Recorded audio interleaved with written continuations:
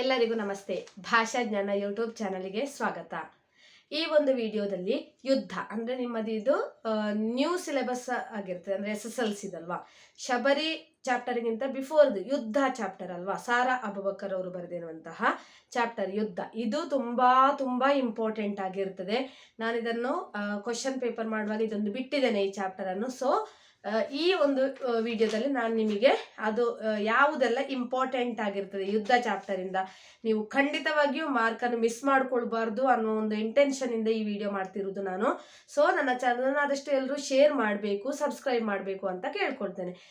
SSLC ವಿಡಿಯೋಸ್ಗಳಿಗಾಗಿ ನೀವು play list ಅಲ್ಲಿ first language public exam preparation ಅನ್ನುವ ಟೈಟಲ್ ಅನ್ನು ಕ್ಲಿಕ್ ಮಾಡಿ ಅದರ ಅಂಡರಲ್ಲಿ ಬರುವಂತಹ ವಿಡಿಯೋಸ್ಗಳನ್ನು ನೀವು ಗಮನಿಸಬಹುದು. ಸೊ ಅದರಲ್ಲಿ ನಾನು ಎಲ್ಲ ಇಂಪಾರ್ಟೆಂಟ್ ಆಗಿರುವಂತಹ ಪ್ರಶ್ನೋತ್ತರಗಳನ್ನು ನಾನು ಅಪ್ಲೋಡ್ ಮಾಡಿದ್ದೇನೆ. ಗ್ರಾಮರ್ ಪಾರ್ಟ್ಸ್ಗಳನ್ನು ಸಪ್ರೇಟ್ ಆಗಿ ಅಪ್ಲೋಡ್ ಮಾಡಿದ್ದೇನೆ.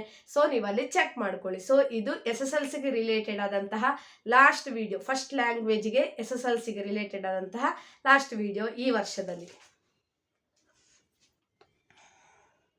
ಸೊ 18ಕ್ಕೆ ಎಕ್ಸಾಮ್ ಅಲ್ವಾ ನಿಮಗೆ, ಅದಕ್ಕೆ ರಿಲೇಟೆಡ್ ಆಗಿರುವಂತಹ ಪ್ರಶ್ನೆಗಳು ಇದು ಯುದ್ಧ ಪಾಠದಿಂದ ಇರುವಂಥದ್ದು. ನೋಡ್ಕೊಳ್ಳಿ.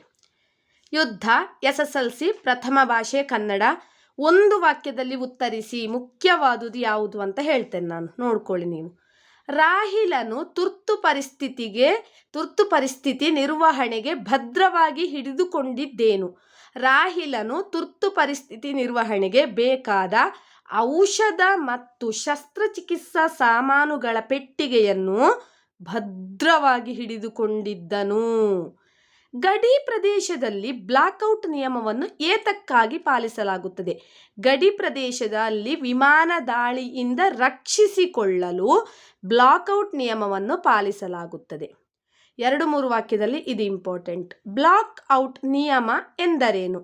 ಯುದ್ಧದ ಕಾಲದಲ್ಲಿ ರಾತ್ರಿ ವೇಳೆ ಶತ್ರು ಸೈನಿಕರು ವೈಮಾನಿಕ ದಾಳಿ ಮಾಡಲು ಅವಕಾಶವಾಗದಂತೆ ವಿದ್ಯುತ್ ದೀಪ ಬೆಂಕಿಯನ್ನು ಉರಿಸದೆ ಕತ್ತಲಿನಲ್ಲಿದ್ದು ರಕ್ಷಿಸಿಕೊಳ್ಳುವುದನ್ನು ಬ್ಲಾಕ್ಔಟ್ ನಿಯಮ ಎನ್ನುತ್ತಾರೆ. ಇಂಪಾರ್ಟೆಂಟ್ ಇದು. ಯುದ್ಧದ ಟೈಮಲ್ಲಿ ಶತ್ರು ಸೈನಿಕರಿಗೆ ವೈಮಾನಿಕ ದಾಳಿ ಮಾಡಲಿಕ್ಕೆ ಅವಕಾಶ ಆಗದ ಹಾಗೆ ಲೈಟ್ಸ್ಗಳನ್ನೆಲ್ಲ ಆಫ್ ಮಾಡುವುದು ಅಲ್ವಾ, ಕತ್ತಲಿನಲ್ಲಿ ಉರಿಸದೇ ಇರುವಂಥದ್ದು, ಇದು ಬ್ಲಾಕ್ಔಟ್ ನಿಯಮ. ಸಂದರ್ಭ ಸ್ವಾರಸ್ಯ, ವೆರಿ ಇಂಪಾರ್ಟೆಂಟ್.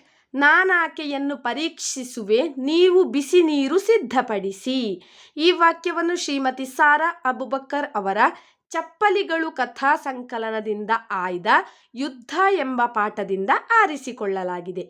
ಈ ಮಾತನ್ನು ರಾಹಿಲನು ಮುದುಕಿಗೆ ಹೇಳಿದನು. ನೆಕ್ಸ್ಟ್ ಇಲ್ಲಿಂದ ನೋಡ್ಕೊಳ್ಳಿ. ಮುದುಕಿಯ ಸೊಸೆ ಹೆರಿಗೆ ನೋವು ತಿನ್ನುತ್ತಿದ್ದಾಳೆ ಎಂದು ಗೊತ್ತಾಗುತ್ತದೆ. ರಾಹಿಲನು ತಾನು ಡಾಕ್ಟರ್ ಎಂದು ಹೇಳಿದಾಗ ಮುದುಕಿಯು ಆತನನ್ನು ತನ್ನ ಸೊಸೆ ಇರುವ ಕೋಣೆಗೆ ಕರೆದುಕೊಂಡು ಹೋದಳು. ಆಗ ರಾಹಿಲನು ಮೇಲಿನ ಮಾತನ್ನು ಹೇಳುತ್ತಾನೆ. ಸ್ವಾರಸ್ಯ, ರಾಹಿಲನು ಗಾಯಗೊಂಡು ನೋವಿನಲ್ಲಿದ್ದರೂ ಇನ್ನೊಬ್ಬರ ನೋವಿಗೆ ಸ್ಪಂದಿಸುವ ಗುಣ ಸ್ವಾರಸ್ಯವಾಗಿದೆ. ವೆರಿ ಇಂಪಾರ್ಟೆಂಟ್ ಇದು. ಸೊ ಹೆಚ್ಚಿನ ವಿಡಿಯೋಸ್ಗಳಿಗಾಗಿ SSLC ಪಬ್ಲಿಕ್ ಎಕ್ಸಾಮಿಗೆ ರಿಲೇಟೆಡ್ ಆಗಿರುವಂಥದ್ದು first language, second language play ಲಿಸ್ಟಲ್ಲಿ, ಅಂದರೆ ಪ್ಲೇ ಲಿಸ್ಟಲ್ಲಿ second language public exam preparation ಅಂತ ನಾನು ಹೆಡ್ಡಿಂಗ್ ಹಾಕಿದ್ದೇನೆ. ಸೆಕೆಂಡ್ ಲ್ಯಾಂಗ್ವೇಜ್ ಕನ್ನಡ ಚೂಸ್ ಮಾಡಿದವರು ಅಲ್ಲಿ ನನ್ನ ವಿಡಿಯೋಸ್ಗಳನ್ನು ನೋಡ್ಬೋದು. ಅದರ್ ವಿಡಿಯೋಸ್ಗಳನ್ನು ನೀವು ಅಲ್ಲಿ ಚೆಕ್ ಮಾಡ್ಕೊಳ್ಬೋದು.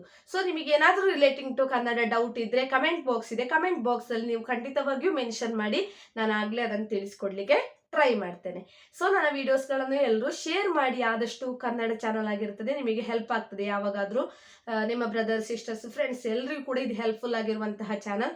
ಸೊ ಸಬ್ಸ್ಕ್ರೈಬ್ ಮಾಡಿ ಚಾನಲ್ ಅಂತ ಕೇಳ್ಕೊಳ್ತೇನೆ. Thank you for watching.